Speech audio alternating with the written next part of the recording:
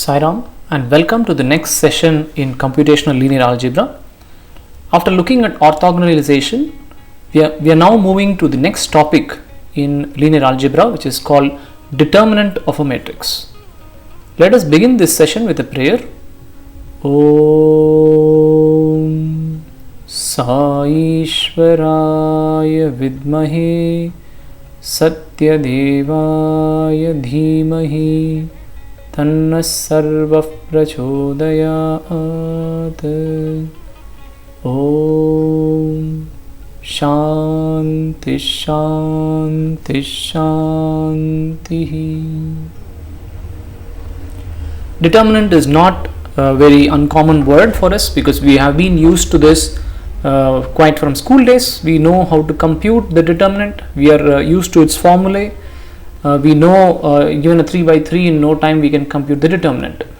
But the angle we are going to take up now is to look at the determinant as a simple function that's going to take us from a square matrix. Remember, the determinant is a function that's taking us operating only on square matrices to a real number and using certain properties of it, and finally we will see how to come up with that formula that we generally mug up during our school days, right? So we are going to look at three specific properties we are going to assume for this function called determinant, and using that the three basic properties we are going to prove another set of properties which are very interesting properties, and using these we will try and come up with a formula. Okay, so the determinant is going to be denoted by this straight lines here instead of a matrix symbol where it's going to be denoted by straight lines, and the three properties we are going to assume, the first of them is we are going to say the determinant when it acts on the identity, it's going to be 1. That's the first property. The second property is if I have a matrix A and if I get B by performing one row exchange in A, then the sign of the determinant is going to change. Therefore, we are saying the determinant changes sign when rows are exchanged. For a single row exchange, there is immediate sign inversion. The third and the most important property is that determinant depends linearly on the first row of the matrix. Okay, so here is a beautiful example. If I have a matrix like this 3 by 3 A, B, C, D, E, F, G, H, I, and if I have a new matrix where the first row is a multiple of this original A matrix, only the first row, right, then the determinant of the new matrix is given by K times my original matrix. It's very easy to confuse this to say that determinant of K times A is equal to K times determinant of A. So clearly what we are marking here is definitely not those, definitely not this equation. This is actually could be an inequality here, but what we are saying is that if I have a matrix where the first row alone is a multiple of the original, then remember the other two rows are the same, right? Then the determinant is also a similar multiple of the same constant. When we look at K times A, remember that K times A means multiplying every single element of A by K. This is not the same. Similarly, we can look at the linear dependence with respect to the vector addition. So in this case, it's going to be simple real number addition.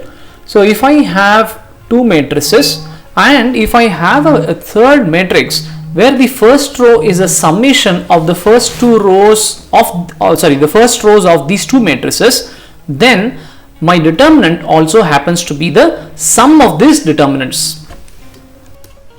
And that is definitely not determinant of A plus B being same as determinant of A plus determinant of B. Right? So we have to be careful in understanding this piece as well. What we are saying is the new matrix has got the two rows which are same, right? Look at these two as well. The two rows are the same. Only in the first row there is a small change where it's a summation of two different numbers, and therefore we are able to linearly separate them. So that is the meaning of saying that determinant depends linearly on the first row. Now there is nothing special about the first row. Look at the rules 2 and 3. If we say that if there is a row exchange, the determinant is just inverting the sign and it depends linearly on the first row, which means that we could also exchange the rows and then perform this operation on the second row as well. Only that we'll have to be careful about the sign of the determinant. Okay, now that these three properties are clear to us, let us proceed and prove some more interesting properties of the determinant. So here is the fourth one.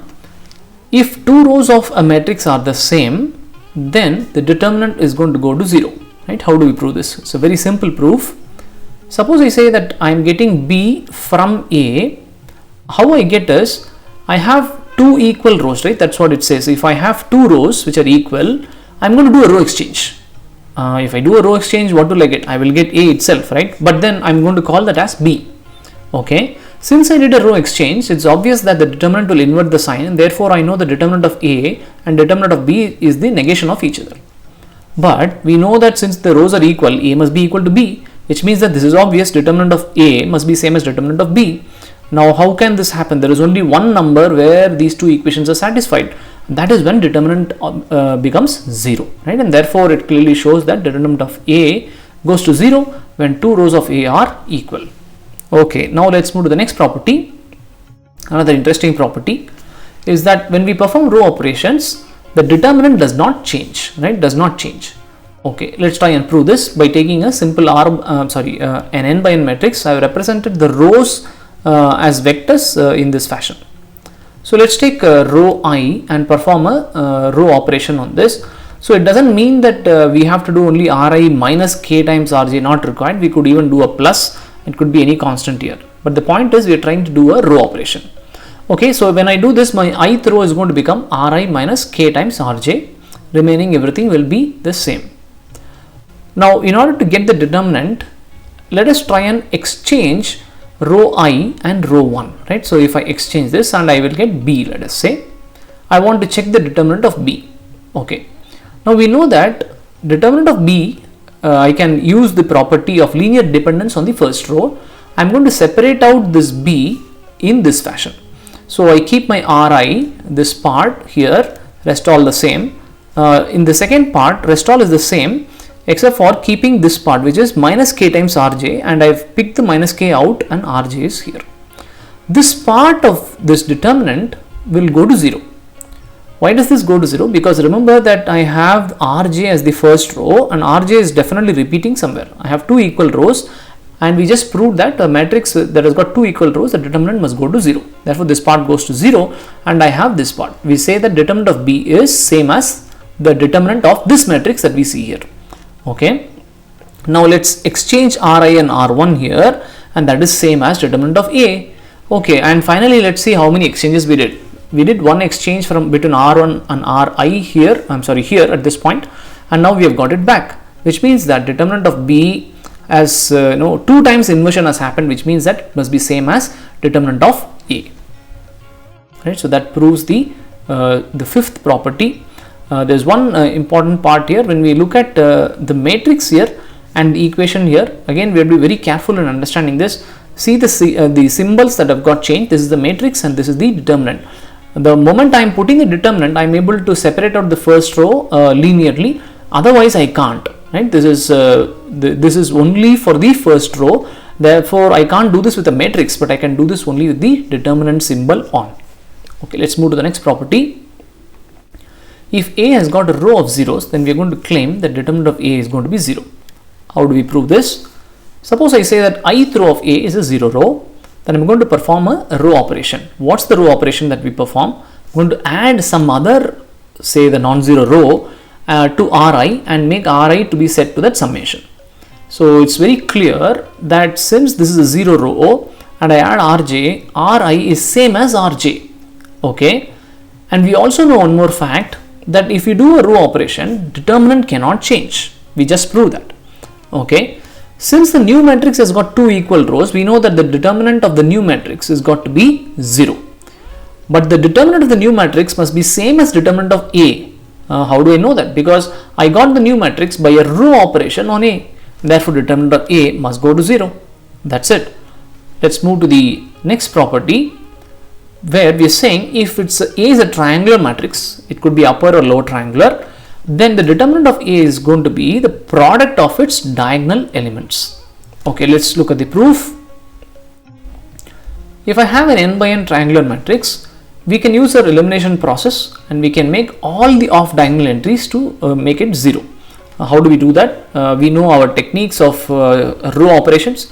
You use the row operations and we can make every off diagonal entry to go to 0. Okay, in essence, we are saying that if I have a triangular matrix, I can do elimination and I can get a diagonal matrix, right? So this is how my diagonal matrix is going to look like. Now, very important part here is that the diagonal elements here are the original elements from A. This is not a transformed row operation changed elements. No, they are the original elements. The reason is because you can see if you try to perform row operations to eliminate these these values here, nothing is going to change in the other parts in their rows because the corresponding elements are actually zeros. That's why we picked up a triangular matrix. So that is to be kept in mind that these are the original diagonal entries. Now let's look at the determinant of a diagonal matrix, and that will tell us what is the determinant of A, because we have done row elimination operation, row operations, which means that determinant cannot change. Okay, so look at the determinant of this diagonal matrix. Since we know that the determinant depends linearly on the first row, I can pick the A11 out and write this way. Now in this determinant, let us exchange row 2 and row 1. Row 2 goes up, I can pick the A22 out and exchange it back so that there is no sign inversion here, right? So two exchanges I have done. Look at the second row, it becomes like this. Let's use the same logic across every single row. Exchange it with first row, come back here. Exchange the first row, come back here. Ultimately what I get is, I get all the diagonal elements out and I have the determinant of the identity. And what's the first property? Determinant of identity must be 1. And therefore what do we get? Determinant of my A is nothing but the product of the diagonal elements in that matrix. A simple example, if you pick up A, B, C, D, of course this is not triangular here, but this is going to help us. So when we try to do elimination, we will make it triangular matrix. Now we have this property, so we can find the determinant of this matrix. How do we find? We can take the diagonal elements and multiply them. So I get that determinant of U is AD minus BC. But we know that on elimination or row operations, determinant does not change, which means the determinant of A is same as this, which is also AD minus BC. That's one simple formula we used to remember for 2 by 2 matrix, but here it is, this is the logic why we are getting this formula. Let's move to the next property. We are going to claim that if A is singular, then the determinant of A is going to go to 0. How do we prove this? Very simple. We take A and do row operations in order to get an upper triangular matrix. If A is singular, we know that it can't have n pivots. If it had n pivots, then it is definitely not singular. Therefore, we also have proved that determinant of this is nothing but the product of its diagonal elements. Now when we say that the number of pivots is less than n, which means that one of the pivot positions has gone to 0. That is when we are saying that number of pivots is strictly less than n. And therefore the product of the diagonal elements of U will become 0. And since row operations do not change the determinant of A will also be 0. And that brings up this proof for this, as well as another interesting property, that when A is non-singular, determinant of A cannot be 0. Right? This is one test we always used to perform when we wanted to see, whenever we want to check if inverse for a matrix exists or not. We used to check the determinant and see if it is equal to 0 or not equal to 0. So here is the clear idea why we are checking that as the test. Another interesting part is that when A is non-singular, we can't say the determinant of A is directly equal to determinant of U. The reason is, we might have performed a row exchange here in order to get to U. Remember, in elimination, row exchange is an allowed operation. Therefore, we are saying that it could be a plus or minus determinant of U. Okay, let's move to the next property. Again, it's a very interesting property. The determinant of a product of matrices is same as the product of its determinants. Okay, a very simple proof when A or B is singular, right? If you have A or B to be singular, we know that their determinants go to 0. We just proved that. Okay, if A or B is singular, we are also claiming that AB will be singular, right? You can use a simple row view of multiplication and try to understand, or if B is singular, we can look at a column picture to understand. Whichever way, we know that AB is going to be singular. Okay, now if AB is singular, determinant of AB will also be 0. which is equal to determinant of A times determinant of B, because one of them is 0. So this is very simple for singular. Let's try and do this for non-singular case.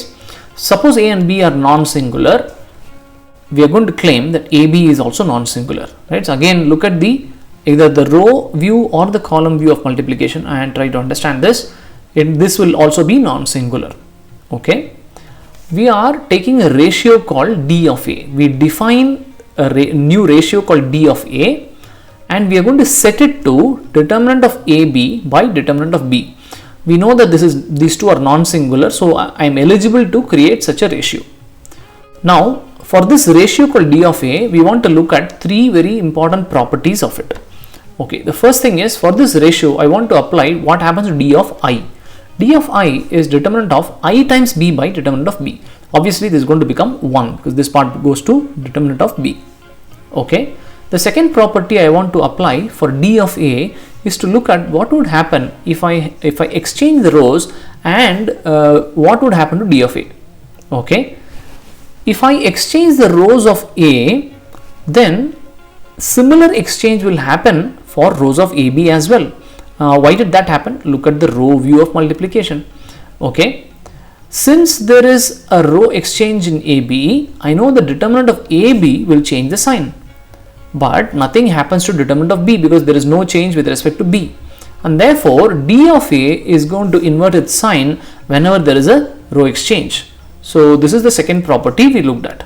Okay, let's look at the third property, which is about linearity with respect to the first row. So if I pick up a linear combination in the first row of A, then my product AB will also have a similar linear combination in its first row. How is that? Again, the row view of multiplication. Or if you want to take another picture, say a column picture of multiplication. Either way, we will be able to understand this. But I guess in this case, the row view is more appropriate. Okay. Same linear combination is then AB, which means that determinant of AB will also come out to be the similar linear combination with respect to determinant of AB, right? Which means D of A is also dependent linearly on the first row of A. So what are the three properties we prove for D of A are same as for determinant? So what does that tell us? It says that D of A is following all the three rules, which means that D of A has got to be the determinant of A. That's the definition. And therefore, what did we define D of A to be? We said it is equal to determinant of AB by B, determinant of B, and therefore determinant of AB is equal to the product of their individual determinants. Let's look at the next property and probably the last property. We want to prove that the determinant of a transpose of a matrix is same as the original matrix determinant. Again, the simplest part is when A is singular. Whenever A is singular, I am sure that A transpose is singular. Okay, how do we know this? Look at the fundamental subspaces, and if we know a simple fact here, then apply the fact in the transpose as well, then we know that A transpose also is singular. Okay, that tells us that both of them are going to go to 0. Both the determinants are 0, which means that the two determinants are the same. But the interesting property must be what happens when they are non-singular. Okay, if A is non-singular, then obviously A transpose is also non-singular. Let's keep that in mind. Okay, now that we know it's non-singular, we know that LU transformation is possible. Therefore, I am going to write P times A, permutation, is equal to L du. So remember, in L and U we are going to have ones in the diagonal, and D is a diagonal matrix. Okay, so if I use the product rule, I apply determinant on both sides. I get determinant of P times determinant of A is equal to the product of the determinants of L, D and U. Okay, in the same equation, let's apply transpose. Then I'm going to get A transpose P transpose is equal to U transpose D transpose L transpose. But D is diagonal, and therefore this is same matrix, which will be D itself, right? So this is what we have at this point. Again, apply the determinant on the left hand side and the right hand side, and we get determinant of A transpose, determinant of P transpose is equal to the product of the determinants of U transpose, D and L transpose. Okay. Now, looking at this, it looks a little complicated, but it's going to become extremely simple because L and D are triangular. I'm sorry, this not be. Okay, I should write here. L and U are triangular matrices, and they have got ones on the diagonal. So what does that tell us? The determinants of these must go to 1. Because we said that determinant of triangular matrices is same as the product of its diagonal elements. And what do we have on the diagonals? That is 1s, and therefore all these will become 1. So look at this. Determinant of A transpose and determinant of P transpose is becoming same as determinant of D. Even here it is becoming determinant of P times determinant of A is determinant of D. So we got to match these two here, but we are still not sure about determinant of P and determinant of P transpose. So let's look at that equation now, right? Okay. Look at the rows of any permutation matrix. They will obviously be same as the rows of identity, but there is some exchange that should have happened in order to get any permutation matrix. That tells us that determinant of P has got to be either 1 or minus 1. No other value it can be. Why? Because we know the determinant of I is 1, and on a row exchange there is an inversion of sign on the determinant. And therefore determinant of P has got to be either plus 1 or a minus 1. Another fact we know is this: the inverse of a permutation matrix is same as this transpose, and therefore from applying our property of products we can understand that P times P inverse is equal to identity, which means the determinant of P times determinant of P inverse must be equal to 1, and I am changing this to P transpose, and therefore this is what we have got.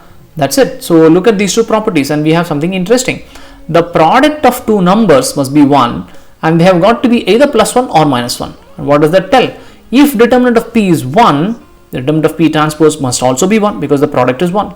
If determinant of P is minus 1, then obviously determinant of P transpose has also got to be minus 1, which tells us that these two determinants are the same, and applying it here in this equation we get that determinant of A is same as determinant of A transpose. And the interesting part is, since we have this property, new property, the 10th property, we can actually go back and apply all the previous properties to A transpose as well, which means that we can talk about what if I have two columns equal in a matrix, then the determinant will go to 0.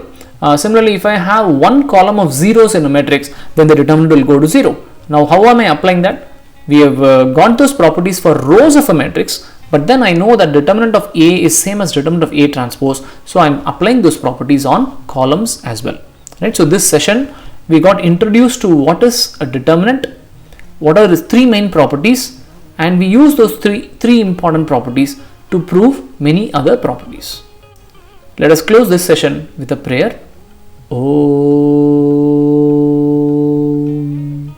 Shanti Shanti Shanti.